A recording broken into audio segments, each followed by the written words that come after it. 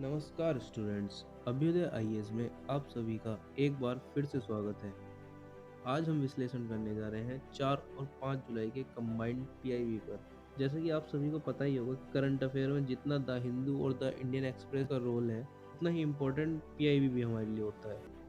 क्योंकि आपको द हिंदू और द इंडियन एक्सप्रेस से कंटेंट मिल सकता है, लेकिन पीआईबी आपको देगा फैक्ट्स, जो आपके यूपीएससी में प्री और मेंस दोनों में काम आएंगे। स्पेशली मेंस में तो बहुत ही ज़्यादा काम आने वाले हैं, क्योंकि ये फैक्ट्स डालने के बाद आपका आंसर और लोगों की तुलना में थोड़ा अलग हो जाता है, जिसका डायरेक्ट बेनिफिट आपको मिलेगा आपके मार्क्स में। तो चलिए बिना देर करे बढ़ते हैं अपने टॉपिक्स पर। हमारा पहला टॉपिक है, संचार मंत्रालय ने भारत 6G अलायंस का शुभारंभ किया। आप इस टॉपिक को GS paper 3 science and technology से जोड़ सकते हैं। इस टॉपिक में हम देखेंगे कि भारत सरकार 6G के लिए और आने वाली एडवांस टेक्नोलॉजीज के लिए क्या काम कर रही है। तो न्यूज़ पे चलते हैं। संचार मंत्रालय ने अगली पीढ़ी की वायरलेस तकनीक में नवाचार और सहयोग को बढ़ावा देने के लिए भारत 6G अलायंस का शुभारंभ किया है। भारत 6G अलायंस भारत को 6G टेक्नोलॉजी और आईपीआर में अग्रणी बनाने में मदद करेगा। भारत 6G अलायंस मतलब B6GA का गठन एक ऐसा सहयोगी मंच जिसमें सार्वजनिक और निजी कंपनियां, शिक्षाविद, अनुसंधान संस्थान और मानक विकास संगठन शामिल हैं। मतलब ये एक ऐसा अलायंस है जिसमें प्राइवेट और सरकारी दोनों कंपनियां शामिल होंगी, कुछ रिसर्च करने वाले संस्थान शामिल होंगे और कुछ एक्सपर्ट शामिल होंगे। अभी हाल ही में भारत 6G अलायंस के लिए वेबसाइट की शुरुआत की गई है। B6GA मतलब भारत 6G अलायंस अन्य 6G वैश्विक गठबंधनों के साथ गठबंधन और तालमेल बनाएगा एवं अंतर्राष्ट्रीय सहयोग और ज्ञान के आदान प्रदान को बढ़ावा देगा। इसके अलावा दूरसंचार प्रौद्योगिकी विकास निधि मतलब टेलीकॉम टेक्नोलॉजी डेवलपमेंट फंड के तहत 240.51 करोड़ के अनुदान के साथ परियोजनाओं के लिए 2 समझौतों पर हस्ताक्षर किए गए हैं। विश्व प्रौद्योगिकी के उस रास्ते पर चल रहा है जिसका अनुसरण भारत कर रहा है।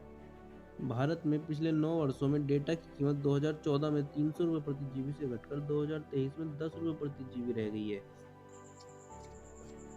आप देख रहे होंगे कि आपके इंटरनेट के पैक महंगे हो रहे हैं, पर फिर भी कोई भी पैक 10 रुपये प्रति जीबी से ऊपर नहीं आएगा अगर आप एवरेज निकाल के देखें तो।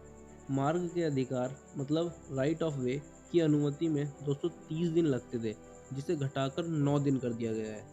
बीटीएस साइट्स को 4 गुना बढ़ाकर 25 लाख कर दिया गया है। टेलीकॉम सेक्टर में एफडीआई बढ़ाकर 24 अरब डॉलर हो गया है। 5G में भारत के दूरसंचार उद्योग ने 2.25 लाख करोड़ से अधिक का निवेश किया है। टीएसपी को नीलामी के बाद स्पेक्ट्रम का आवंटन 24 घंटे में किया गया। बीएसएनएल एक बाजार स्थिरक बन गया है और अब परिचालन लाभ कमा रहा है। जैसा आपको पता होगा कि बीएसएनएल लगातार घाटे में चला जा रहा था। अभी हाल ही में भारत सरकार ने बीएसएनएल में कुछ हजार करोड़ रुपए डालकर उसे दोबारा से 4G और 5G के क्षेत्र में आगे बढ़ने के लिए प्रोत्साहित किया है। भारत अमेरिका समेत 12 देशों को टेक्नोलॉजी निर्यात कर रहा है। 4G फुटप्रिंट अब 99% है और शेष 38,000 करोड़ रुपए 100% कनेक्टिविटी सुनिश्चित करने के लिए लगाए गए हैं। लगभग एक टावर प्रति मिनट की दर से 2.7 लाख से अधिक 5G टावर स्थापित किए गए हैं, जिससे भारत दुनिया के शीर्ष 3 5G इकोसिस्टम में शामिल हो गया है। आप देखेंगे कि अगर आप किसी बड़े शहर में रहते हैं तो आपके घर 5G कनेक्टिविटी आ गई होगी अब तक। जापान ने भारत की डिजिटल भुगतान प्रणाली पर भारत के साथ गठबंधन किया है। आप देखेंगे कि भारत के जापान के साथ पहले से ही मित्रवत संबंध रहे हैं, जिसका फ़ायदा भारत को मिलता रहा है। क्योंकि जापान टेक्नोलॉजी में बहुत आगे है, तो इंडिया को ज़रूरत है जापान के सहयोग की, और बदले में जापान को मिलेगा इंडिया जैसा बड़ा मार्केट। ग्रामीण क्षेत्रों में लगभग 1.5 लाख ब्रॉडबैंड कनेक्शन उपलब्ध कराए गए हैं। पीएलआई के तहत टेलीकॉम मैन्युफैक्चरिंग में 1600 करोड़ से ज़्यादा का निवेश हुआ है और 6G तकनीक में 200 से अधिक पेटेंट दिए गए हैं, जो ये सुनिश्चित करता है कि भारत में 6G भी बहुत जल्द देखने को मिलेगा। अब यहाँ पर टॉपिक को प्रधानमंत्री की लेटेस्ट अमेरिका यात्रा से जोड़ा गया है। प्रधानमंत्री की संयुक्त राज्य अमेरिका की यात्रा के परिणाम स्वरूप भारत और संयुक्त राज्य अमेरिका प्रौद्योगिकी का सहसर्जन करेंगे और यह परिवर्तन विकसित भारत के लिए महत्वपूर्ण होगा। उन्होंने सेमीकंडक्टर मिशन के बारे में भी उल्लेख, जिसमें माइक्रोन टेक्नोलॉजी, ये कंपनी आपके लिए इम्पोर्टेंट है। ये एक यूएसए बेस्ड कंपनी है जो सेमीकंडक्टर के लिए इंडिया में प्लांट लगाएगी। माइक्रोन टेक्नोलॉजी के लिए भूमि अनुमोदन और परियोजना अनुमोदन घोषणा के 2 सप्ताह के भीतर किया गया है। और पहली चिप विनिर्माण इकाई के लिए ग्राउंड ब्रेकिंग समारोह अगले 40 से 45 दिनों में किया जाएगा। चिप डिज़ाइन के लिए 5 डिज़ाइन कंपनियों को मंजूरी दी गई है, जिसमें से 2 टेलीकॉम सेक्टर में काम करेंगी। भारत शून्य विलंबता के साथ मतलब कोई भी बिना देरी के एडवांस ऑप्टिकल संचार विकसित कर रहा है, जो टेलीमेडिसिन और टेलीसर्जरी जैसे क्षेत्रों में मदद करेगा।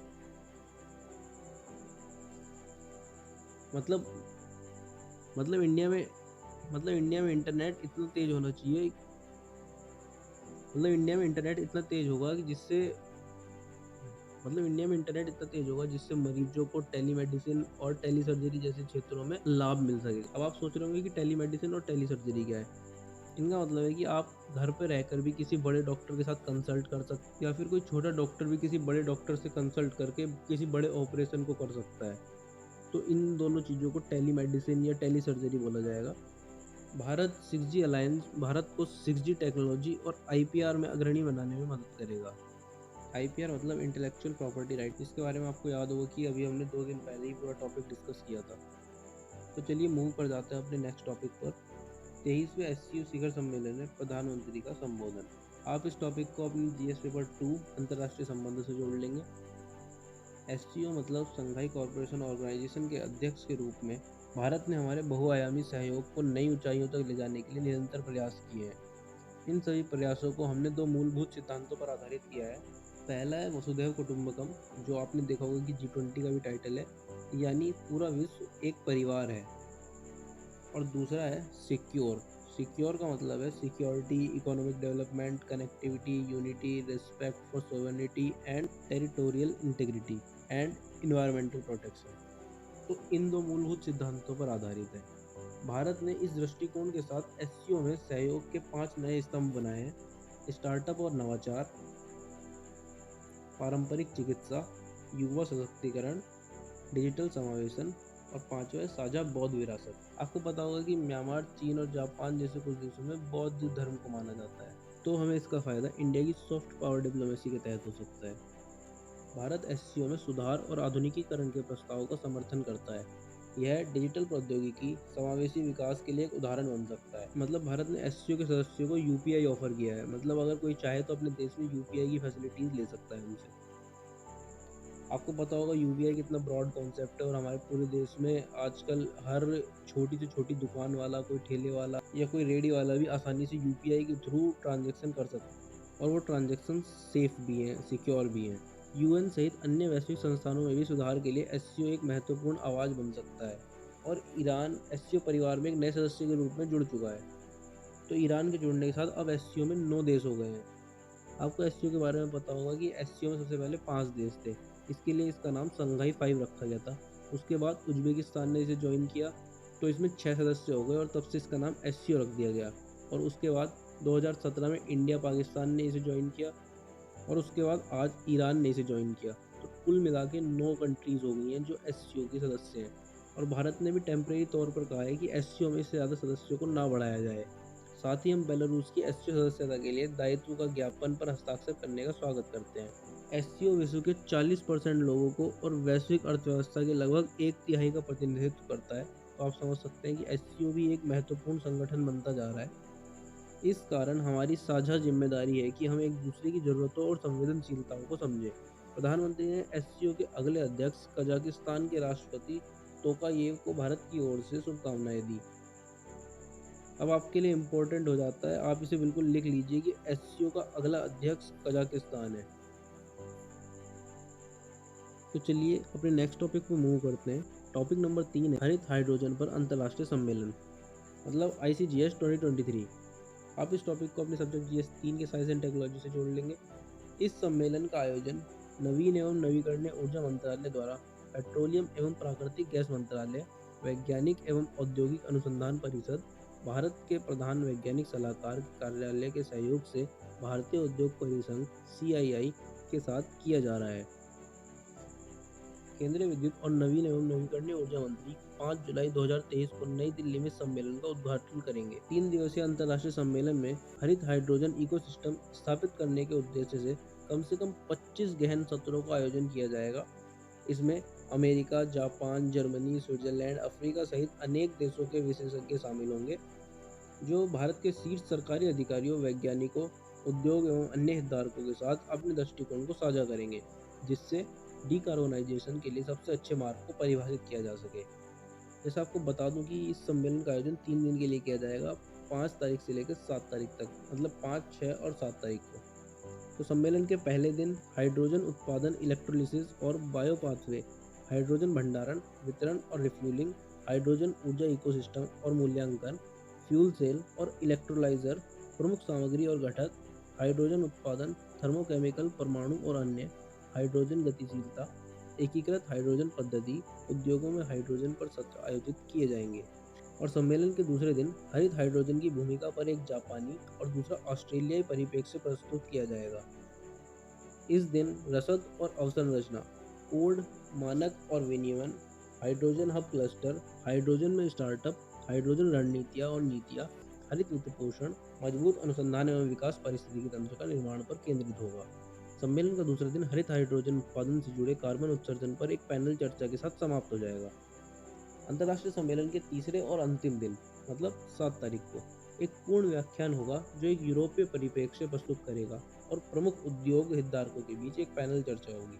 अब जान लेते हैं कुछ राष्ट्रीय हरित हाइड्रोजन मिशन के बारे में।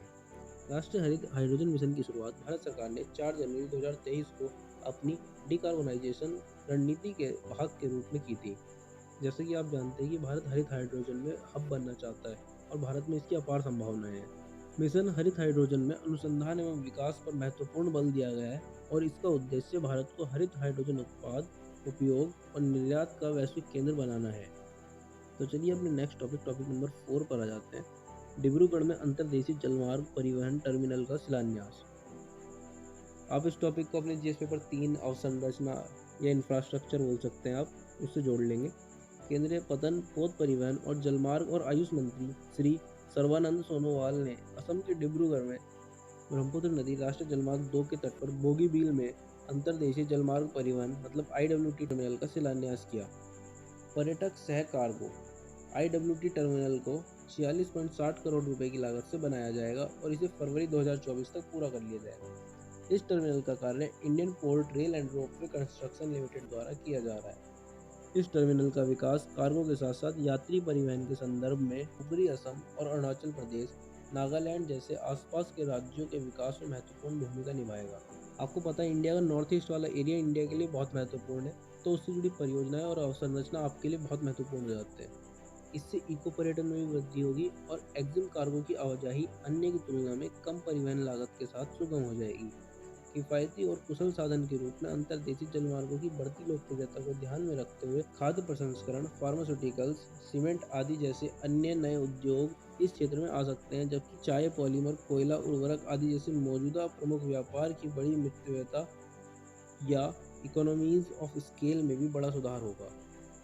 पतन, पोत परिवहन और जलमार्ग मंत्रालय MOPSW अंतर्देशीय जलमार्ग विकसित करने के लिए प्रतिबद्ध है।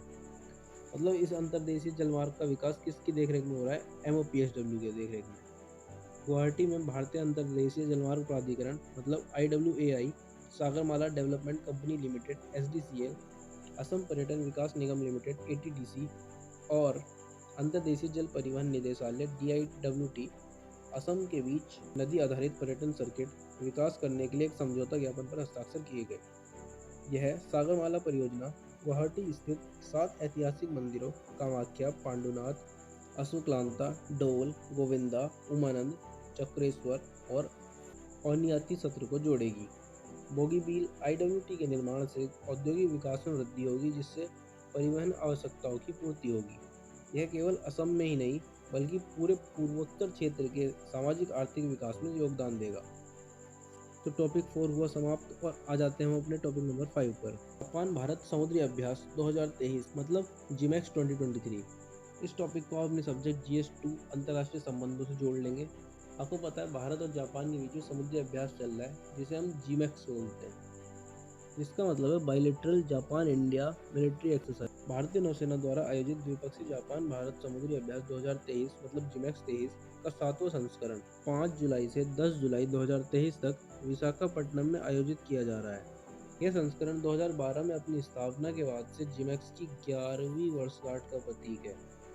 जिमैक्स 2023 में आईएनएस दिल्ली, भारत का पहला स्वदेशी रूप से निर्मित गाइडेड मिसाइल विध्वंसक आईएनएस कारमोटा, स्वदेशी रूप से डिजाइन और निर्मित एंटी सबमरीन वॉरफेयर कॉरवेट, बेड़े टैंकर आईएनएस शक्ति, एक पनडुब्बी, समुद्री गश्ती विमान P-8I और डॉर्नियर, जहाज वाहित हेलीकॉप्टर तथा लड़ाकू विमान की भागीदारी देखी जाएगी। JMSDF का प्रतिनिधित्व निर्देशित मिसाइल विध्वंसक JS सामीदारे और इसके अभिन्न हेलीकॉप्टर द्वारा किया जाएगा। यह अभ्यास 2 चरणों में 6 दिनों तक आयोजित किया जाएगा। विशाखापट्टनम में एक हार्बर चरण, जिसमें पेशेवर, खेल और सामाजिक बातचीत शामिल होगी, जिसके बाद दोनों नौसेनाएं संयुक्त रूप से समुद्र में अपने युद्ध कौशल को निखारेंगी और जटिल बहु अनुशासन संचालन के माध्यम से सरफेस तथा एयर डोमेन में आपसी संचालनीयता को बढ़ाएंगी। तो आप समझ ही गए होंगे कि एक्सरसाइज जो है जिमैक्स, ये इंडिया और जापान की नौसेनाओं के बीच में होती है। ये देखिए, ये है भारत की नौसेना के ऑफिसर और ये है जापान की नौसेना के ऑफिसर। भारतीय नौसेना और Japan maritime self defence force के बीच, जापानी नौसेना को बोलते हैं Japan maritime self defence force. अपने टॉपिक नंबर 6 पर आ जाते हैं। राष्ट्रीय महत्व के बाजार यार्ड मतलब MNI प्लेटफॉर्म पर विशेषज्ञ समिति की रिपोर्ट। जैसे कि आप जानते हैं कि भारत सरकार द्वारा जब कोई समिति गठित की जाती है और वो जब अपनी रिपोर्ट प्रस्तुत करती है, तो वो रिपोर्ट आपके लिए बहुत इंपॉर्टेंट हो जाती है पेपर की दृष्टि से। तो आप इस टॉपिक को अपनी सब्जेक्ट GS पेपर 3 भारतीय अर्थव्यवस्था से जोड़ लेंगे। अप्रैल 2016 में लॉन्च होने के बाद से ई-नाम राष्ट्रीय कृषि बाजार एक लंबी यात्रा तय कर चुका है।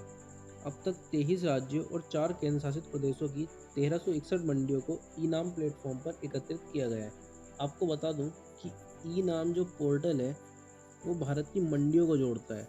मतलब इस पोर्टल पे कुछ व्यापारी और कुछ किसान एक साथ जुड़ेंगे, जिससे मान लीजिए आपके एरिया की मंडी का प्राइस आपको अच्छा नहीं लगता, तो कोई व्यापारी आपसे कांटेक्ट करेगा, आप अपना माल उसे उसकी मांग के अकॉर्डिंग पहुंचा देंगे, जिसके वो आपको आपके अनुरूप पैसे दे देगा।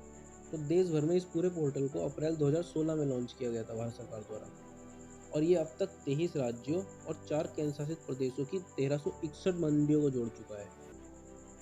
तो आप समझ गए होंगे कि ई-नाम पोर्टल है क्या। 3 जुलाई 2023 तक 1.75 करोड़ से अधिक किसानों और 2.45 लाख व्यापारियों को ई-नाम पोर्टल पर पंजीकृत किया गया है।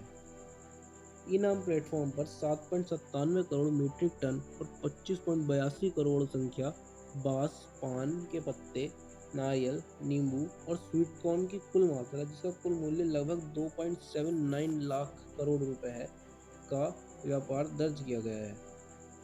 भारत सरकार ने राष्ट्रीय महत्व के बाजार यार्ड मतलब MNI की अवधारणा और कार्यान्वयन के माध्यम से अंतर मंडी अंतर राज्य व्यापार को बढ़ावा देने के लिए 21 अप्रैल 2023 को एक उच्च स्तरीय विशेषज्ञ समिति का गठन किया था। कब गठन किया गया था? 21 अप्रैल 2023 को। उक्त विशेषज्ञ समिति की अध्यक्षता कर्नाटक सरकार के विशेष सचिव कृषि डॉक्टर मनोज राजन द्वारा की गई थी। इसमें उत्तर प्रदेश, कर्नाटक, राजस्थान, तेलंगाना, उड़ीसा और बिहार के राज्य कृषि विपणन बोर्डों के सदस्य भी शामिल थे। राज्य प्रतिनिधियों के अलावा भारत सरकार के DA एंड FW के निदेशक, डिप्टी AMA, DMI, SFAC के प्रतिनिधि और ई-नाम के रणनीतिक भागीदार भी उक्त समिति के सदस्य थे। समिति को MNI के कार्यान्वयन के लिए रूपरेखा की सिफारिश करने का काम सौंपा गया था। 4 जुलाई 2023 को विशेषज्ञ समिति के अध्यक्ष ने MNI प्लेटफॉर्म पर विशेषज्ञ समिति की रिपोर्ट प्रस्तुत की। उपरोक्त समिति ने MNI प्लेटफॉर्म की कार्यान्वयन रूपरेखा, कानूनी रूपरेखा और अंतर्राज्यीय स्तर पर लाइसेंस और आवागमन, विवाद समाधान व्यवस्था शुरुआत करने के लिए रणनीतिक आदि के संबंध में सिफारिशें की हैं। तो चलिए, अब हमने पढ़ लिए हैं 4 और 5 तारीख के वो मेन इंपॉर्टेंट टॉपिक जो हमारे पेपर की दृष्टि से इम्पोर्टेंट थे। चलिए, जाते जाते आपके लिए एक होमवर्क, आप मुझे बताएंगे भारत का पहला अंतर्राष्ट्रीय क्रूज जहाज, उसका नाम क्या है और वो कहाँ से कहाँ तक के लिए चलाया गया है। तो कमेंट में बताना बिल्कुल मत भूलिएगा। तो हर रोज़ की तरह मैं आशा करता हूँ कि आप अपने पेपर के लिए मन लगा के पढ़ रहे होंगे। तो ऐसे ही पढ़ते रहिए, बढ़ते रहिए। तो अभ्युदय IAS परिवार की तरफ से आपको बहुत बहुत धन्यवाद। जय हिंद।